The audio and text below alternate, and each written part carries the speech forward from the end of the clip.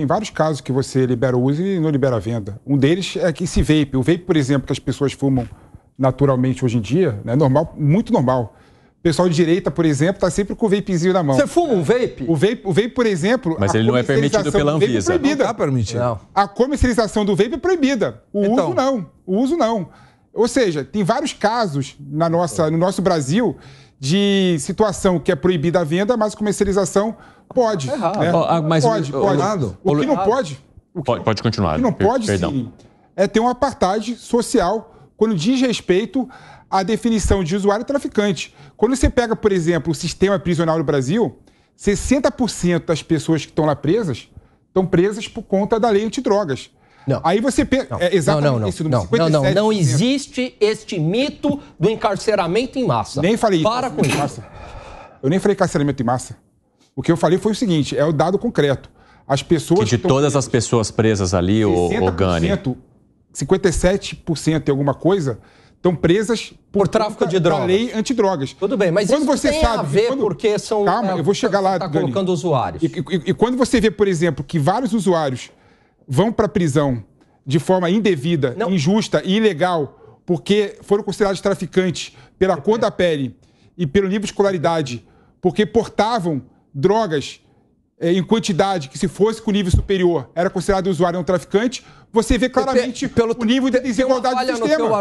No teu argumento, aquelas pessoas que estão com uma quantidade X de droga, 28 gramas, são traficantes. O que está errado é a pessoa com nível de escolaridade alta também deveria ser considerado traficante. Mas não que você está colocando injustamente um na cadeia. Você não está colocando aquele que deveria estar na cadeia, você não colocou na cadeia. Esse é o ponto. Não, claro que não. 28 e 40... é traficante. Ponto final. É que um com mais escolaridade e mais dinheiro não está indo para a cadeia e o outro está indo para a cadeia. Eu não posso nivelar por baixo. Os dois deveriam estar indo para a cadeia. Que isso? 28 gramas para cadeia? Que absurdo você está falando, Gani? Hoje... Que absurdo você está falando?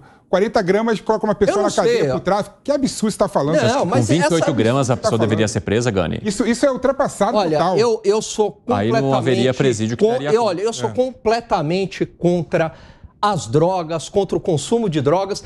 O consumo de drogas é o que alimenta o tráfico de drogas. No elo da cadeia, no final das contas, o traficante só tem muito dinheiro porque tem alguém ali de classe média consumindo um cigarrinho de maconha. O seu argumento é argumento pró-liberação das drogas. não é. Claro que não. Vamos autorizar. É o contrário, é a gente fazer como o exemplo da Suécia. Como o exemplo da Suécia, não.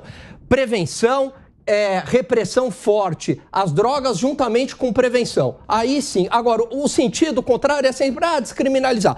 Toda a experiência de descriminalização, ela foi um insucesso. Tanto é que os países estão voltando atrás. O Uruguai aumentou o consumo. Eu acho que é verdade. O Uruguai, olha o que está acontecendo com a Califórnia. O Uruguai também aumentou o consumo. A Holanda está revendo a sua política. Porque você não vai acabar com o mercado ilegal, Filipão? Para de chutar. Quem chutar? Você que está chutando. Um dos países mais Eu vou te mandar aqui um artigo sobre isso daí. Um dos países mais civilizados do mundo, que é a Dinamarca, por exemplo, tem uma região chamada Cristiânia, né? Que é liberado naquela região o uso de droga e a compra de droga. Filipão, eu vou te mandar...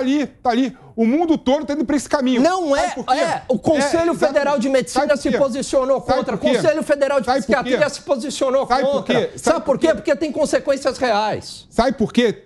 Porque é muito mais fácil você identificar aquela pessoa usuária de droga e conseguir ter uma política de redução de danos, sabendo, identificando aquele usuário e tendo uma postura educativa, ajudando aquela pessoa, do que proibir. Mundo teórico. Você quer uma amostra grátis do que é descriminalização das drogas? Senhores, arremate. Vê a Cracolândia em São Paulo. Aquilo é uma amostra grátis. Do quê? Do que é a descriminalização das drogas. Aquilo já está liberado. Vê lá as consequências. Vê as consequências da Cracolândia. É uma amostra grátis. Não, para de falar besteira. Claro que não. São Paulo dá uma voltinha na Cracolândia. Não, se fosse descriminalizado, poderia ter assistência social na Cracolândia, identificando o usuário, cuidando do usuário, vendo quem tinha que ter internação compulsória e cuidando individualmente das pessoas. Por não ser legalizado, por não ser descriminalizado, o que acontece? É polícia polícia, que não resolve o problema da Cracolândia. A Cracolândia só aumenta o número de usuários por conta de uma política atrasada. Você não consegue fazer internação compulsória. Fala besteira, Filipão. Você não consegue fazer internação compulsória na Cracolândia. O quê? Não, você não entendeu o que eu falei, cara. Não, você está muito preocupado. Você está muito preocupado em me rebater e pouco preocupado em me ouvir. Não. Se você me ouvisse, você entenderia que eu não defendi internação compulsória na Cracolândia. Não, eu defendo, é isso que eu estou falando. Eu defendo. Não, isso é... eu que defendo, eu estou falando que eles fumam à vontade. Não acontece absolutamente nada e eles não têm mais condições de responder por eles mesmos.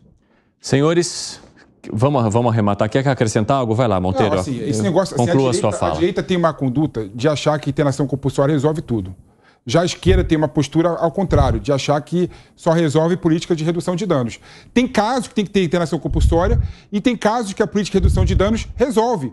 Então, para de ser míope para a discussão de combate às drogas e vamos ter uma visão muito mais macro da situação.